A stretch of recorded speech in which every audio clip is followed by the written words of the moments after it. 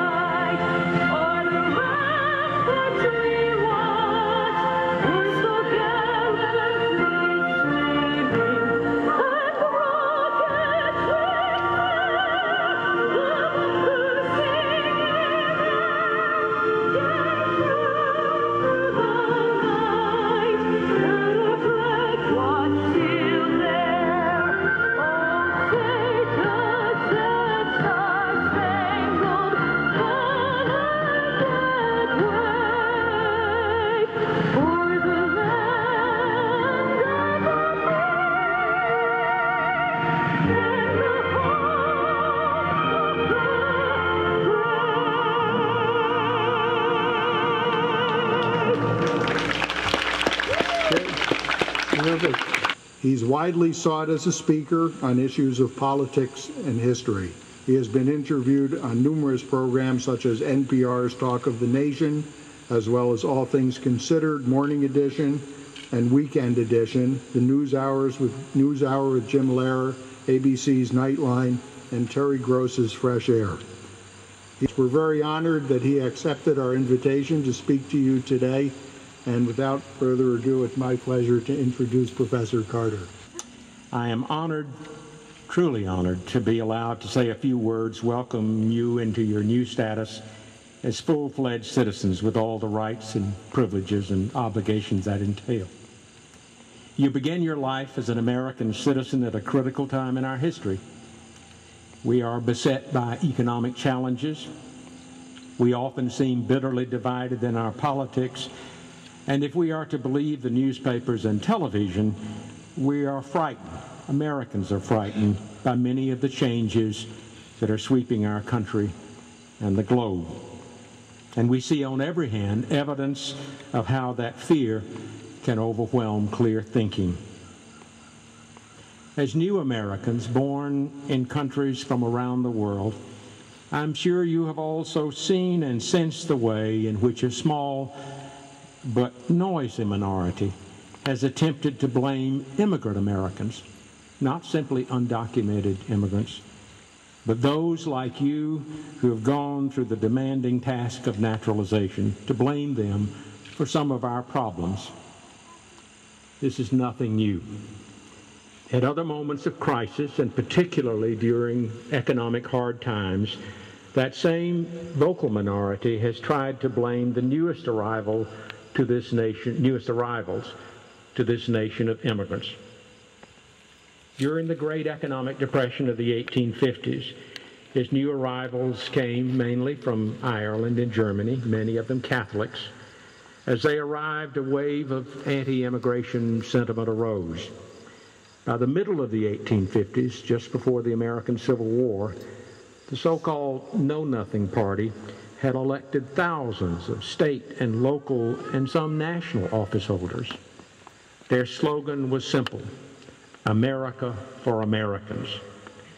Immigrants, they said, took away American jobs. They were not true Americans.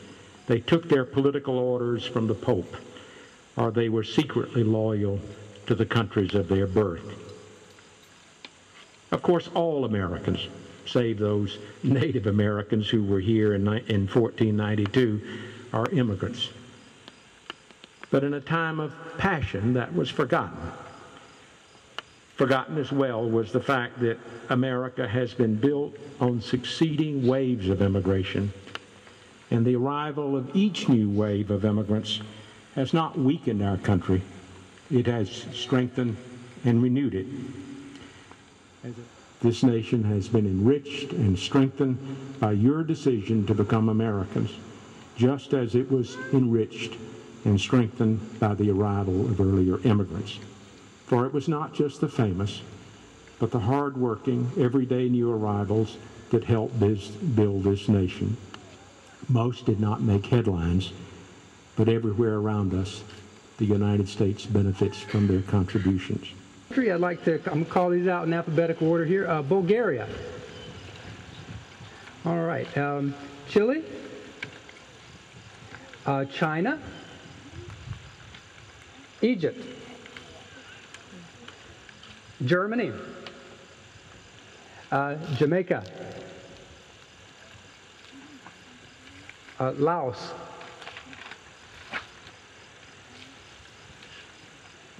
Thailand. Mexico. Moldova. Nicaragua. Pakistan. Philippines. Poland. And last but not least, Vietnam. If everyone could give everyone a round of applause for these new... So those of you who are going to become new United States citizens, if you could please raise your right hand and repeat the oath of allegiance after me. I hereby declare on oath that I absolutely and entirely renounce and abjure, and that I take this obligation freely without any mental reservation or purpose of evasion. So help me God. Congratulations to all of you as new United States citizens. Thank you.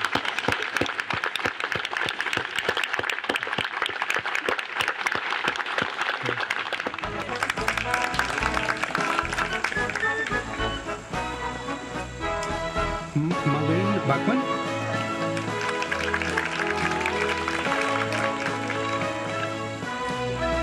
Jeanette Barry.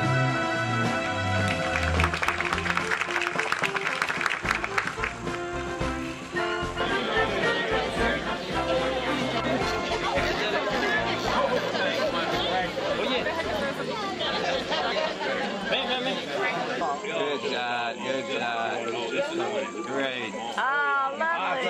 Oh, wait, one more. Cups with the stars and stripes. I wish you could have heard the man's speech. It was wonderful. One of the best speeches I ever heard. It was a wonderful. It'd be good if you get a It'd be reprint good to of get a that. copy of it. I think he got it. Did you get a copy of his speech? Did you get the whole thing, Jim? Oh, I get about 95% of it. I'm telling you, it's worth playing somewhere. How did It's you a get it? family reunion. I was at the speaker, so it should be good volume. It'll be Facebook. Uh-huh. Figures with girls and skirts. It has Snow White on it. That's what I was thinking. That was Snow White. And did you show them your tooth? Show Grandma and Grandma? Oh, Now that's new and sticking straight out of her mouth.